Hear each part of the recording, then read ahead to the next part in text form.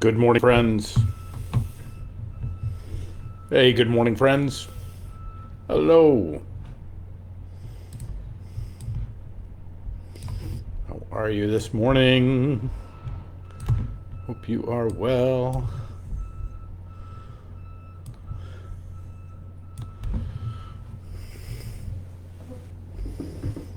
Hey, Fanny Faye Davis. Glad you're here.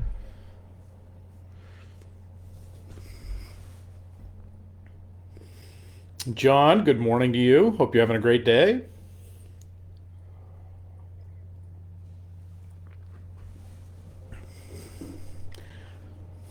Jane and John, hello, hello. Welcome, welcome. Glad you're here. Karen, good morning to you. Hope you're having a great day. Hey, Jamie Battles. Yellow. Yellow. I get it. Yellow. Nah. Hello, everybody. Best part of work from home, you get to. Nice. Sweet. Hope you're enjoying it. Maybe you get to walk out the back door occasionally, too. Go suck up some sunshine and some green grass. Put your feet on the lawn. That's. Hey, Vicky, good morning to you. Hope you're doing well. Good morning, everybody. Irene, good morning to you. Hello, hello. So glad you're here. So as we get going this morning, one of the things to keep in mind that today is Irene's birthday, and so as is our tradition, that if I find out it's your birthday and you are and somebody punks you out here, I will in fact sing happy birthday to you. So, Irene, this is for you. It's always good to start with a song, right? Like, well, maybe not my song, but anyway, I hope you have a great birthday. So,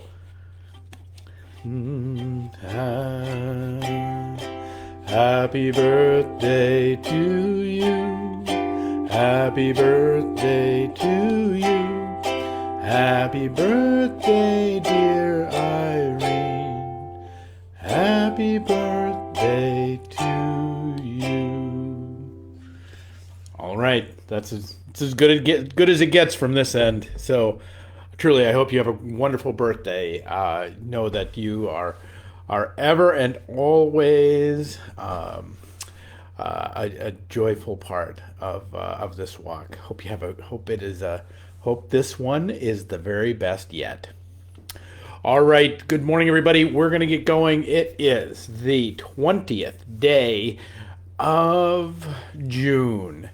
And if you live in Fall River, if you know Fall River, if you are around Fall River, if you've connected to Fall River's history at all, one of the things you might know about today is that today is Lizzie Borden Acquittal Day. Today was the day that, if you know of the great story of Lizzie Borden, so that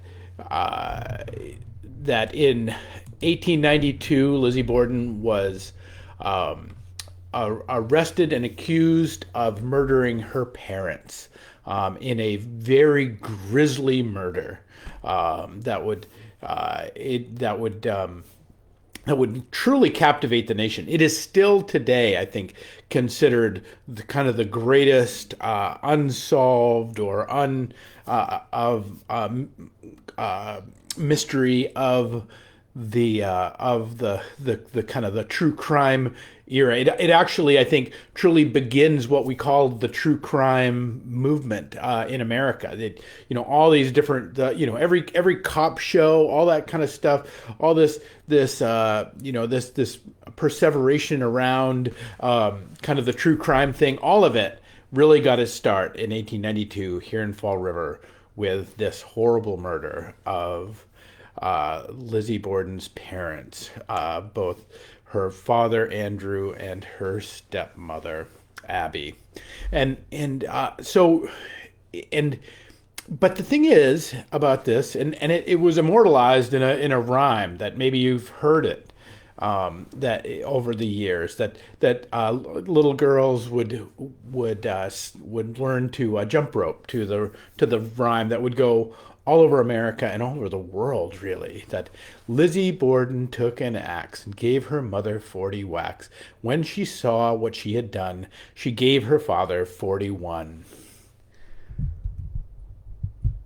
It's impossible to say how much this captivated the nation for so many different reasons. It is legitimate to say it was bigger than the OJ trial. And as if you went through that and you remember that, it was certainly bigger than Johnny Depp. It was bigger than it captivated every newspaper. It captivated every household.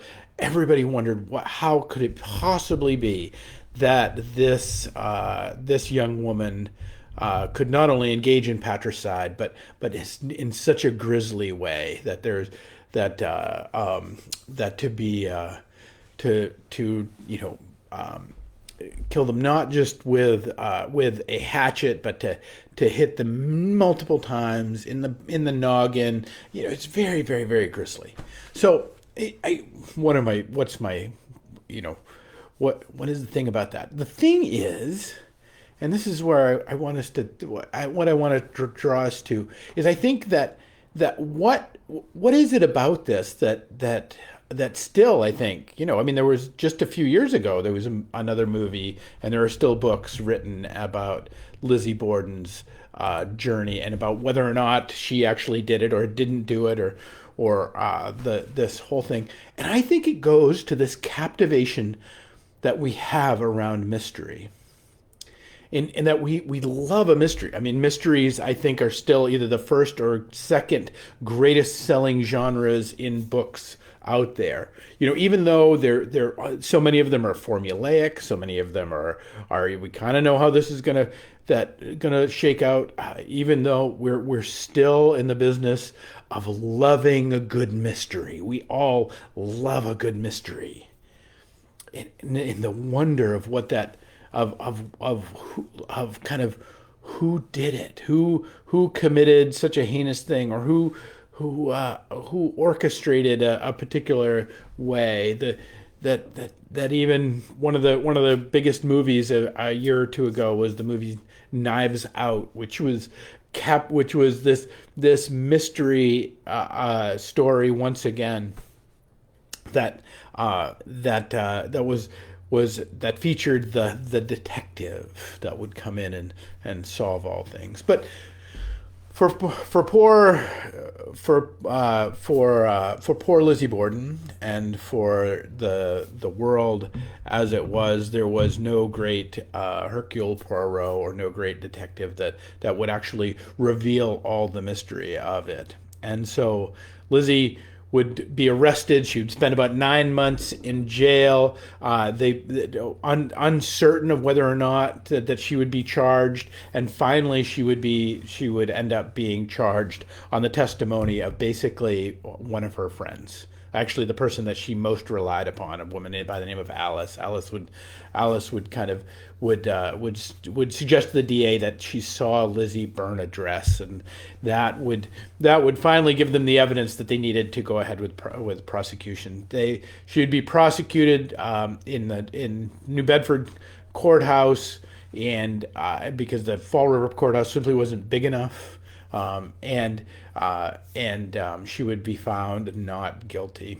And although she would be found not guilty, still she would be forever, painted with the brush of having killed her parents. She'd be there was even here in the church, I talked once with one of our quite old members and who remembers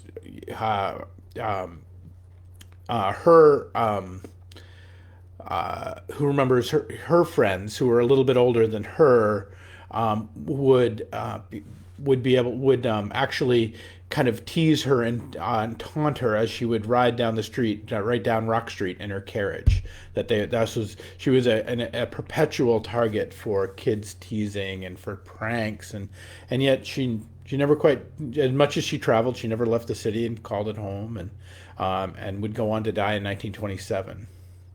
And yes, Vicky, it was people didn't want to believe that a woman, particularly a genteel woman, could do something like that. She was slight of frame, and there was so many different things to it, and that contributed, and it still captivates the imagination today. I tell you all of this, and I tell you the details of this a little bit, and some of this. I mean, there are literally volumes and volumes and volumes written about it. So I can't, won't, don't want to go into all of that. But what I think is so fascinating is this: that 130 years later, literally, it was 130 years ago today, that in 1893 that the verdict came out that she was not guilty, and the world has continued to kind of obsess about it. We love mystery in this way. We love trying to figure out who did it, or our own kind of perpetual kind of hashing over the facts and the things and trying to figure it out. In 1 Corinthians 2:7, Paul writes this: "But we speak God's wisdom in a mystery, the hidden wisdom of which God's predestined for the ages of our glory." This notion, and this, that we speak God's wisdom in a mystery. Friends, I think one of the great troubles of our age, or one of the great things that we've lost in a way, is we've given over our love of mystery to the true crime genre, but we've turned mystery into something we disdain in our spiritual life and in the spiritual world. There are we really, when it's so, as a pastor, I'm often talking to people about faith. They're talking about kind of what they believe, or how they understand things, and it's so often people are like, oh, that's just silly, or that doesn't make sense, or you believe in your big sky god, like all these different ways in which they take these things which have infinitely more complexity and beauty and wonder, and that are in our simple relationship with creation, than any murder case, than any case of against or for Lizzie Borden. That the facts of just our very existence are so hugely at play every day, and yet so hugely incomprehensible all at the same time, that we reject mystery in so many of these matters. When's the last time we go to worship, or we go to an event or we go to something that we would call holy or sacred, with it, not with the sense of like, oh, I wonder how this is going to go, I wonder if I'm going to like the music, or I wonder what's going to happen, or I wonder what he's going to say, or with this kind of judgmental lens, or simply this: I wonder what will happen. I wonder what will unfold. I wonder what God's wisdom in mystery will be unveiled, that has been laid down and predestined, and is laid there since the beginning of the ages of glory. Like, I wonder what that just to speak into and to live into our lives with a wondering of mystery. The great Walter Brueggemann, I saw a recording of him at a conference, and somebody showed up at the conference and just kind of just threw a big stinker of a question out into the middle of the conference, and just, it was one of these that it was kind of almost designed to be impolite in a way, and his response to it was, I have a wondering, and I loved this. I loved that phrase, that I have a wondering about your question. how, friends, we can look at the Lizzie Borden case and kind of wonder who really did it. How did it really unfold? And yet there's this question of how do we understand ourselves as a wanderer in the world? Like, can we truly kind of put ourselves and bring ourselves back to the same, fascination that we have about true crime stuff? And not, maybe not all of us, but certainly the society at large is just, we're obsessed with it. There's, we had the Epics had the series, they had the Fall River series, which was great because everyone, the whole opening credits always featured a great big drone shot of the church, which was fantastic. But the whole thing being about the murders that happened in the 80s and what happened and all these things, and this unfolding drama of this thing, and there's this, all of it is in this, our the fascination of like, what happened, how did it go, what if we were to take that level of curiosity, what if we were to take that level of fascination, and simply turn it to the life of spirit, turn it to the life of God. And I wonder what's gonna unfold in the mystery of our existence today. I wonder what's gonna happen in this great chapter. I wonder what's gonna take place in this day that God has given me, that this beautiful unfolding of a divine mystery that is coded and covered in God's wisdom, and that is hidden from our sight, ready to be lifted up from the very beginnings of time and earth. Einstein said he said the most beautiful experience we can have is the mysterious. It is the fundamental emotion which stands at the cradle of true art and true science. Friends, we want to get into like we're so often caught up in this, the materialist debate or the science debate or the art debate. But the wonder debate is actually the thing that holds it all together. The mysterious debate is the thing that is the thing that would bring us all wonderful things in this world. As you know, I'm getting ready to kick off on this trip. I'll be gone for about a week, but I'll still be at 11:11. So I won't have one tomorrow because I'm going to be traveling right over the time that we'd have 11:11. So no 11:11 tomorrow, but then the rest of the time, the rest of the week, the schedule is good. We'll certainly meet up then. And that's to say, I'm getting ready to set up on this trip, and I'm like, I wonder what's going to happen. I wonder who I'll meet at the airport. I wonder what'll happen. I wonder what podcasts I'll listen to. I wonder what new person I'll meet at this conference. I wonder what old friends I'll get to reunite with. I wonder what music I'll get to hear. I wonder what speakers are coming in. I wonder what things will move me. I wonder what things I'll discover. What good ideas I'll get. I wonder what things I can't even conceive of a category for right now that are about to happen. Friends, this is Lizzie Borden Acquittal Day, that Lizzie Borden gets her freedom. I hope it's your acquittal day, where you take yourself out of the dock, the English call the place that they put the accused in the dock, and so that you take yourself out of this place of accusation, or you take creation out of this place of accusation, out of this place of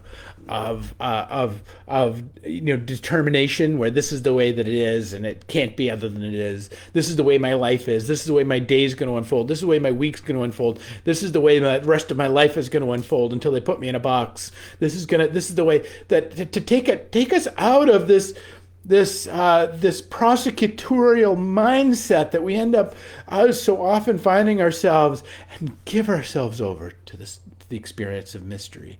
Just for a moment, give ourselves over to the most beautiful, where God's wisdom in mystery that has been hidden since the beginning of time and the ages is ready to be unfolded for us.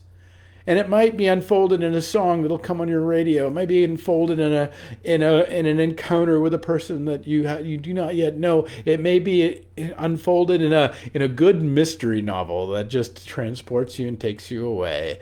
It may be in a true crime podcast that just captivates you. I don't know what it'll be, but what I do know is that this that our willingness to give ourselves over to the mysterious is, as Einstein says, the most beautiful experience we can have, and is one I hope for all of you.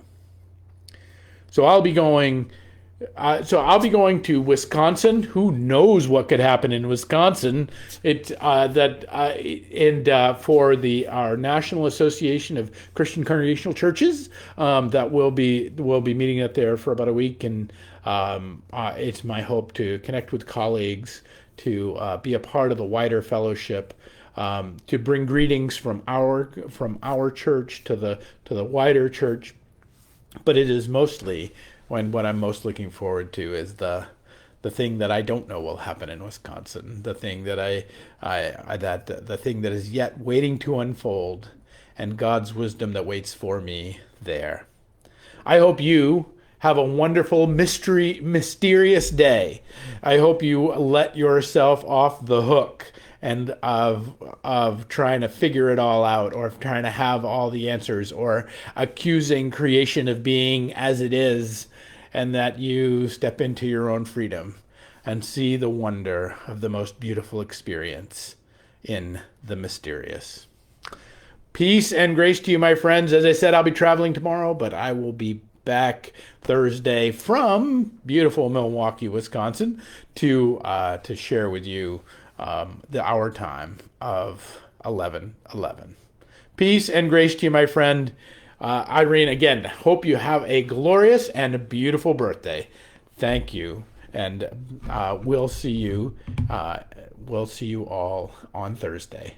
Peace and grace, my friends.